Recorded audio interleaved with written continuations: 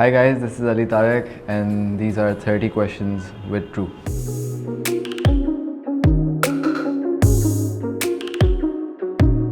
Where did you grow up and how did your childhood influence your taste in music? I grew up in Karachi, Pakistan, and जब मैं छोटा था I used to listen to my dad used to listen to Nusrat Fateh Ali Khan and a lot of ghazals and stuff. तो वहाँ से I got the inspiration क्योंकि एक album थी खान साहब की जो किसी बाहर के म्यूजिशियन के साथ थी और वो थोड़ा फ्यूजन था, तो वो सुन के मैं मतलब थोड़ा सा इंस्पायर होता था कि ये है क्या। और जब भी मैं कोई गाना सुनता था तो मुझे होता था कि ये चीज़ कैसे, ये फ्रीक्वेंसी क्या बज रहा है, ये क्या है। तो इनिशियली सुन के लिसनिंग थोड़ी बहुत उस टाइम पे इतनी ज़्यादा चीज़ें नहीं थी मेरे पास, इतना एक्सेस नहीं था, यूट्यूब नहीं था, स्पॉटिफाई नहीं था, काफ़ी सारी चीज़ें नहीं थी। तो उस टाइम पे सीडीज़ आती थी, तो जो गाड़ी में सीडीज़ होती थी जो घर वाले लेके आते थे हम वही सुनते थे। तो उसमें से जो बेस्ट गाने होते थे मैं वो निकालता था। फिर उसके बाद जाके मेरे पास एक आईपॉड आया, फिर मैंने एल्बम्स डाउनलोड करी एंड उस तरह फिर मेरा म्यूज़िक टेस्ट थोड़ा बेहतर हुआ। When you realized you could make music for a living, how did you talk to your parents about it? वो काफ़ी सपोर्टिव थे शुरू से और वो सपोर्ट अगर नहीं होती तो मैं आज यहाँ नहीं होता, जो सच्ची बात है। उनका बहुत बड़ा एक रोल है मुझे यहाँ तक पहुँचाने में। लेकिन जो अच्छा, तो जब मैंने रियलाइज़ किया था कि मुझे म्यूज़िक करना है तो मेरी ज़िंदगी का सबसे टफेस्ट ईयर चल रहा था, दैट वाज माय A2। और तब मुझे जाके बात करनी थी और एग्ज़ाम्स जो थे A लेवल्स के वो बिल्कुल लाइक नेक्स्ट वीक थे और मुझे कुछ करना था कि मैं जाके, क्योंकि उस टाइम पे फिर एप्लीकेशंस हमें फिल इन करनी थी यूनिवर्सिटीज़ की और टाइम निकल जाता। तो और मुझे गैप चाहिए था क्योंकि मुझे अपने म्यूज़िक पे काम करना था। तो थोड़ा सा एक टफ़ कॉन्वर्सेशन थी, लेकिन हो गई थी क्योंकि वो थोड़ा सा सपोर्टिव थे। तो उन्होंने मुझे कहा कि तुम 6 महीने गैप ले सकते हो और फिर तुम अपने म्यूज़िक पे फोकस करो, तो उसके बाद करना। तो लेकिन अभी तक कोई एज सच उनकी तरफ से मुझे कोई प्रॉब्लम नहीं हुई और मैं उनको थैंक यू भी बोलना चाहूँगा। Who are some artists that you have worked with and which was your favorite creative process? In terms of making music, Yeah. like Creating a song. creating a song,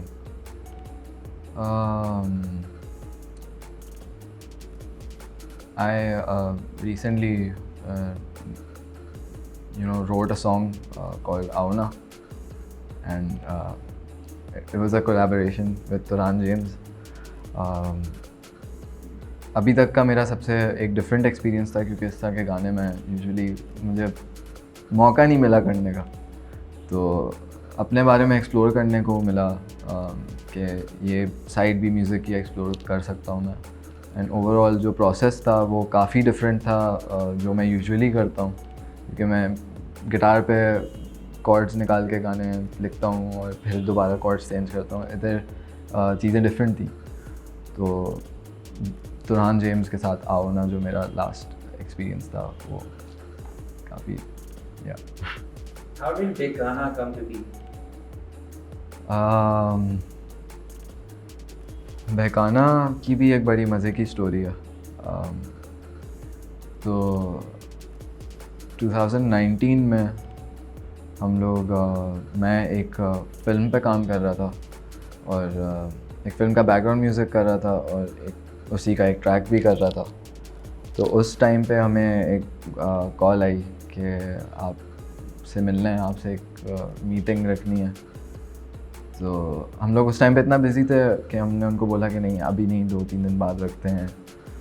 तो हम लोग जब पहुँचे वहाँ पे तो हमें पता लगा कि ओ अच्छा, ये इतनी बड़ी फ़िल्म का एक ट्रैक है और बहकाना, अज़ान समी खान, आसिम रज़ा, शहरियार मुनव्वर सब वहाँ पे थे। तो बस उन्होंने बेसिकली मुझे महबूबा में देखा था, नेस्कैफ़े बेसमेंट में, तो वहाँ से उनको मेरी आवाज़ अच्छी लगी थी। और फिर बड़ा मुश्किल था क्योंकि एक डायरेक्टर और एक म्यूज़िक डायरेक्टर और एक प्रोड्यूसर, 3 लोग आपके सामने हैं जब आप एक गाना रिकॉर्ड कर रहे हैं, वो भी प्लेबैक, और सही से उस कैरेक्टर को डिलीवर करना जो उनको चाहिए, वो थोड़ा सा एक अच्छा प्रोसेस था, उससे काफ़ी कुछ सीखने को मिला। तो बहकाना इस तरह एक What was working on Nescafe Basement like? बहुत मज़े का प्रोसेस था, बहुत कुछ सीखा।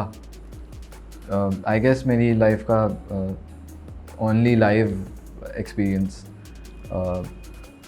एल्बम के अलावा, जो अभी एल्बम मेरी आने वाली है उसके अलावा अभी तक का जो लाइव एक्सपीरियंस था कि सारे इंस्ट्रूमेंट्स लाइव रिकॉर्ड हो रहे हैं।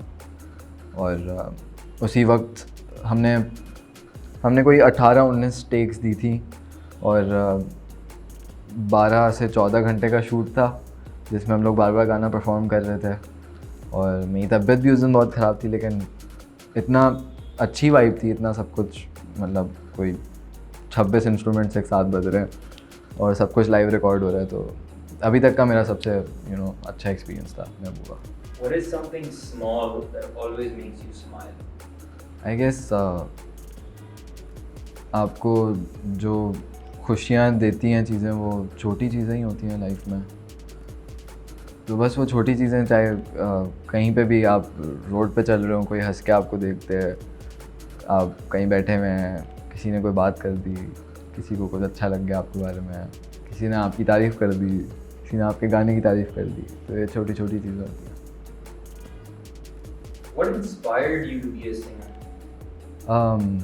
ये एक बड़े मज़े की बात मैं आपको बताता हूँ कि जब मैंने स्टार्ट किया था म्यूज़िक, तो मुझे सिर्फ एज ए गिटार प्लेयर आगे आना था, और मेरा नहीं था इरादा कि मैं एज ए वोकलिस्ट ये आगे लेके जाऊँगा। और जैसे जैसे गिटार में मैं सीखता रहा, आगे बढ़ता रहा, तो उस टाइम पे मैं गाने लिखता था और आइडियाज़ बनाता था, तो कोई था नहीं मेरे साथ जो मेरे साथ गाए, तो मैं खुद ही गाता था और खुद ही गाने प्रोड्यूस करके भेजता था किसी को, या जहाँ पे भी जो रिकॉर्ड करना। तो फिर लोगों ने तारीफ़ करना शुरू की कि यार अब तुम अच्छा गाते हो। तो इस तरह फिर मैंने थोड़ा सीरियसली जब लिया, और मैंने जब अपने आप को उस तरह सुना कि अच्छा मैं गा भी सकता हूँ, तो फिर वो पॉइंट था कि जहाँ से मैंने थोड़ा सा इम्प्रूव करना स्टार्ट किया कि अच्छा नहीं, मैं गा भी सकता हूँ, तो मुझे थोड़ा सीरियसली लेना चाहिए इस चीज़ को और थोड़ी मेहनत करनी चाहिए। तो एक ओवरऑल बहुत अच्छी जर्नी रही एज अ वोकलिस्ट भी।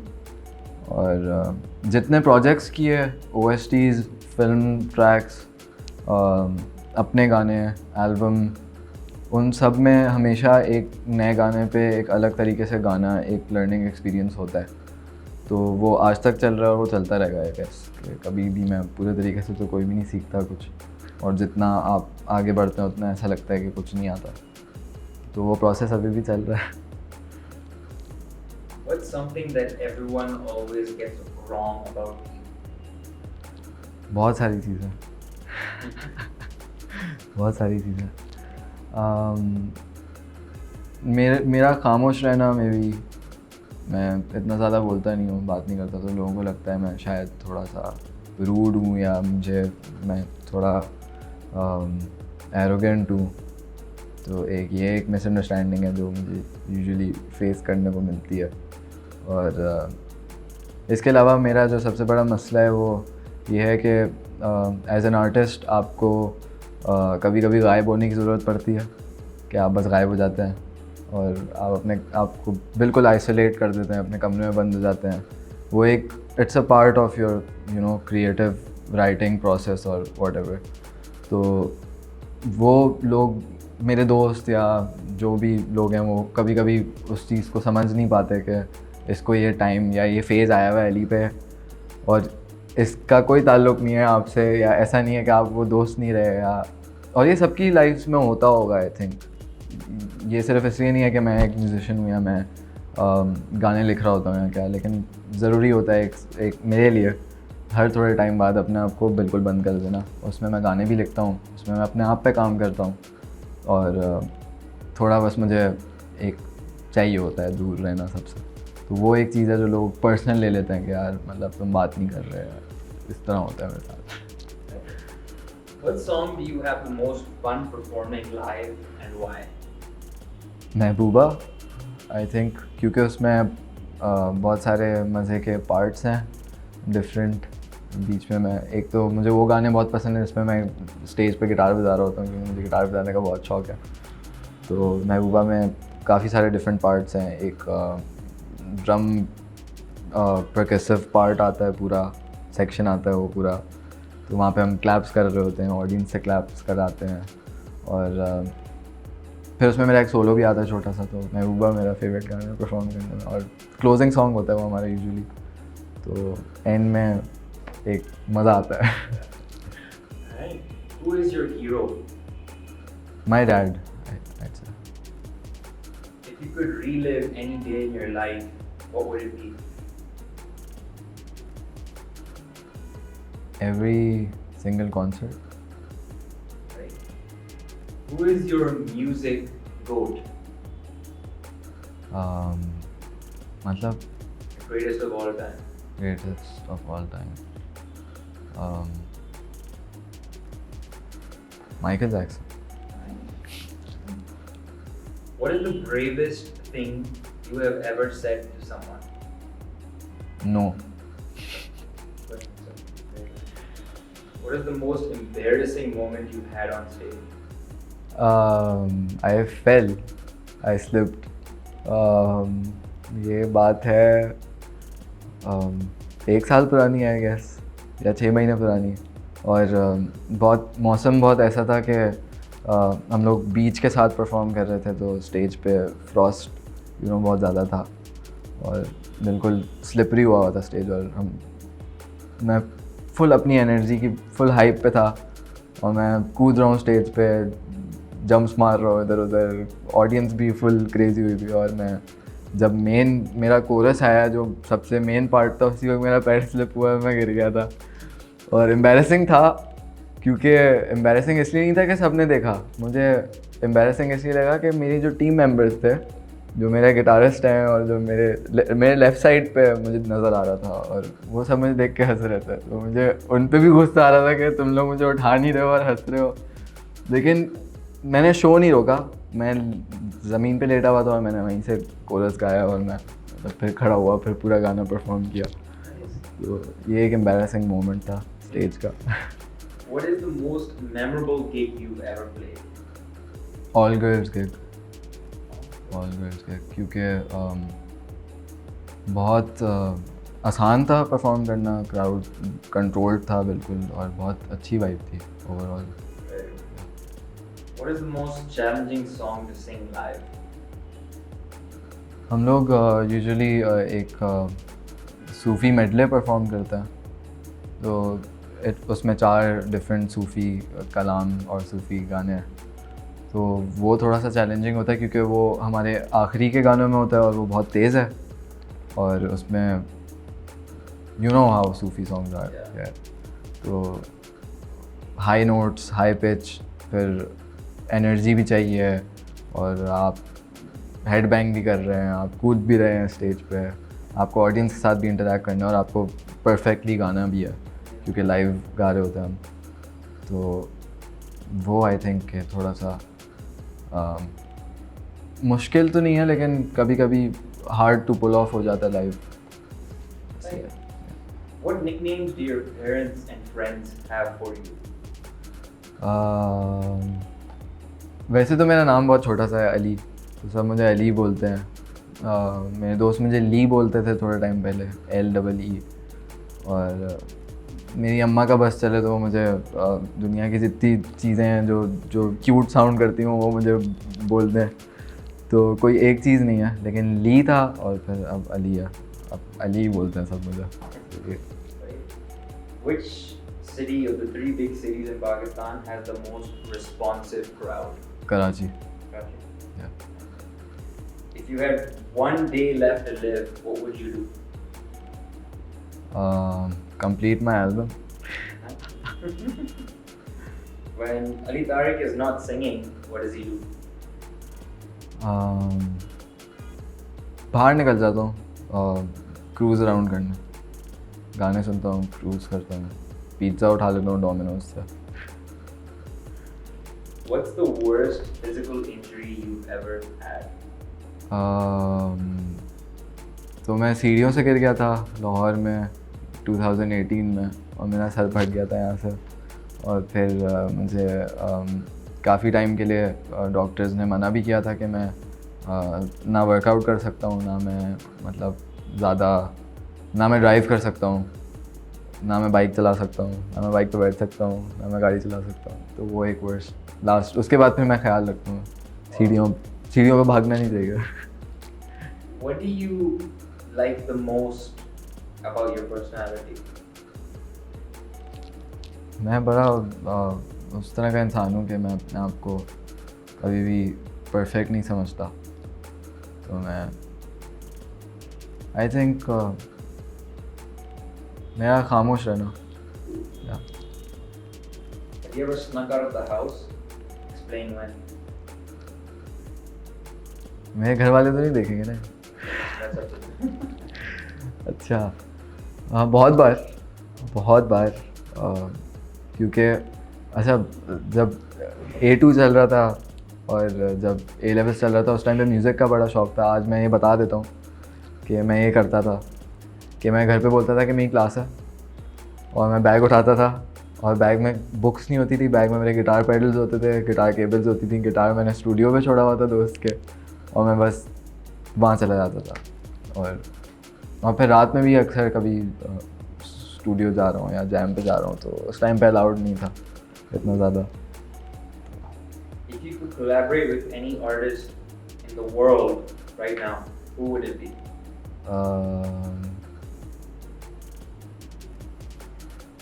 I guess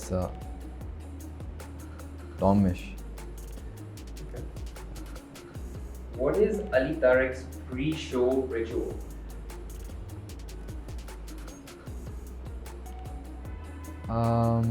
मैं गाड़ी में बैठ के वोकल प्रैक्टिसेस करता हूँ स्टेज पे जाने से पहले, और बस थोड़ा सा ऊपर से हेल्प मांग लेता हूँ कि अच्छा हो जाए show. What music does Ali Tariq listen to in his free time? Instrumentals mostly, progressive, jazz. If Ali Tariq wasn't a singer, what would he be? Guitarist. Do you have a secret talent? बहुत सारे। What's one of them? I paint. Yeah, I paint. And I sketch sometimes. What is your creative process behind writing a song?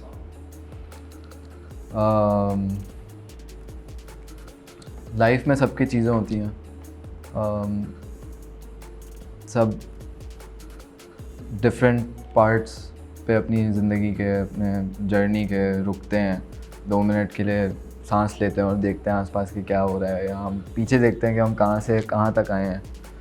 तो सबकी journey different है, लेकिन मेरा जो एक मानना है और मेरा जो एक तरीका है गाने लिखने का, वो ये है कि मैं जिन चीज़ों से भी गुज़रा, एक तो मेरे सारे गाने सच होंगे, जो मेरे अपने गाने हैं या जो मेरी एल्बम के हैं या इवन मेरे अपने गाने हैं, वो सारे मेरे एक्सपीरियंसेस पर बेस्ड हैं। लेकिन लिखने का प्रोसेस ऐसा है कि मैं जो भी फ़ील कर रहा होता हूँ, वो मैं कोशिश करता हूँ कि वो मैं ऐसे बात करूँ कि हर बंदा उससे रिलेट कर पाए और आप अपने आप को ढूंढ पाएँ उसमें कहीं ना कहीं।